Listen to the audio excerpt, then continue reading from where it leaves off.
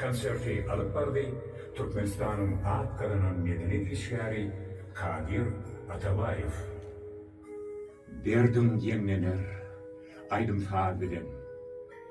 Ömrümü ömür boşar, şirin feth bilen. Nuru Halipanın yaşlık dövrünü yatladıp dur, eri mahmar feth bilen.